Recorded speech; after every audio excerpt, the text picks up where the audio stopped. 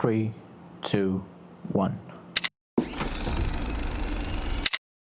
I think the Cold War at its core was a conflict between political personalities of states, much like the polarization that we see between the left and the right today, except it was at the level of the states rather than being on the level of the individuals. In Soviet Union, I believe that the most important figure was Stalin, along with certain important figures who preceded him in the Bolshevik Revolution. And in the United States, I believe George Kennan deserves a prominent mention. I wouldn't bore you with the entirety of his credentials. It should suffice to say that Kennan was an American diplomat with extensive experience of Russian and Soviet affairs.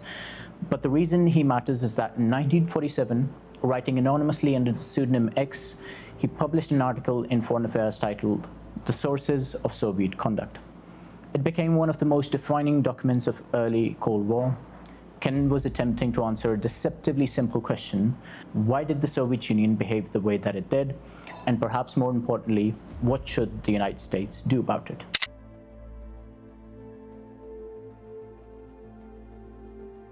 In response to inquiries about implications of recent speeches by Stalin, Kennan began by sketching out the political personality of the Soviet power, which he believed was a product of ideology and circumstance.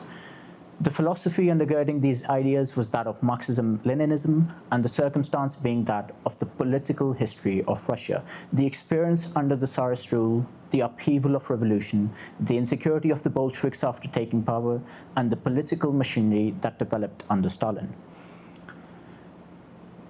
Though Kennan believed that the ideas or inspirations were complex and extensive, he identified 4 outstanding features. First, that the character of society is shaped fundamentally by the way material goods are produced and distributed. Second, that capitalism is understood as an exploitative system, one in which those who own the capital benefit at the expense of those who labor. Third, that capitalism carries within itself the seeds of its own destruction. Its contradictions cannot be resolved indefinitely. Eventually, they lead to a crisis and revolution. And fourth, finally, that imperialism is not the accident of capitalism, but its final stage. These ideas found fertile ground in Russia. The country had lived through decades of frustration, repression, and discontentment under the Tsarist system. There was widespread anger towards the established political order and deep appetite for rupture. Kennan's argument was that revolutionary ideology offered the Bolsheviks a highly convenient language in which to interpret those impulses, or perhaps how Kennan put it, highly convenient rationalizations of their own instinctive desires. It was with this conception and a politically opportune moment that enabled the Bolsheviks to force their hand and seize power in 1917. The success of the revolution emboldened their belief in their own doctrinaire rightness.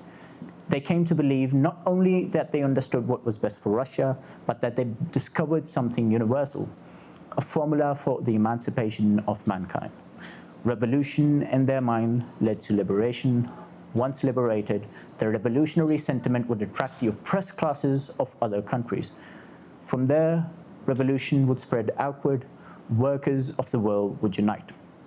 The remaining capitalist structure, already destined to collapse, merely required a final push, and they would see to it. This provided the intellectual justification for organizing against the outside world, and they were, in Kennan's word, prepared to recognize no restriction, neither of God nor of man. But there was an important contradiction. Once the Bolsheviks secured power at home, they discovered that they were still a minority. They faced opposition from anti-Bolshevik movements, civil war, and foreign intervention. Britain, France, Japan, and other powers became involved in this conflict that followed the revolution. The Bolsheviks responded with increasingly authoritarian measures such as suppressing political rivals, restricting dissent, censorship, and gradual concentration of power. And here the external and the internal logic of the Soviet state began to reinforce one another. The dictatorship could be justified by pointing to the menace of capitalism abroad. The menace of capitalism abroad could then be demonstrated by pointing to the hostility by foreign powers towards the dictatorship. It became a circle. The regime needed enemies to justify, and they found them everywhere. Kennan believed Lenin might, had he have lived longer, have proved capable enough of reconciling these contradictions. But Stalin was a different man. He was less tolerant, more suspicious, more insecure, and more jealous of rival sources of power. Under Stalin, the Soviet state took on a sharper and more uncompromising character. The possibility of permanent and peaceful coexistence between rival systems became difficult to imagine because the regime depended in part on the assumptions that rival systems were permanently hostile. The dictatorship, combined with what Kennan regarded as an exaggerated form of politically useful mythology of foreign hostility, began to shape the political machinery of the Soviet power itself. Internal institutions that did not serve the preservation of the regime weakened. Institutions that served it expanded enormously.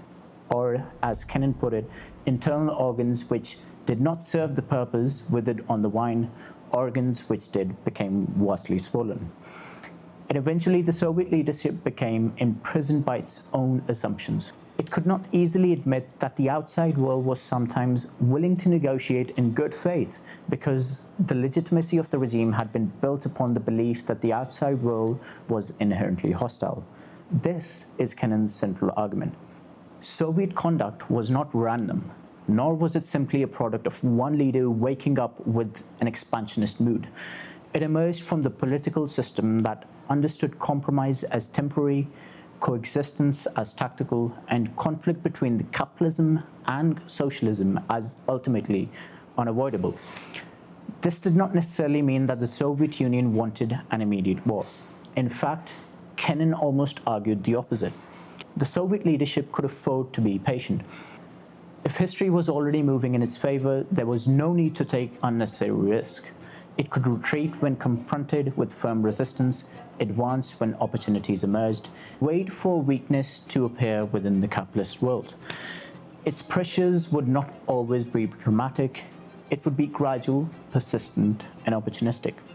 This is where the idea of containment entered American foreign policy.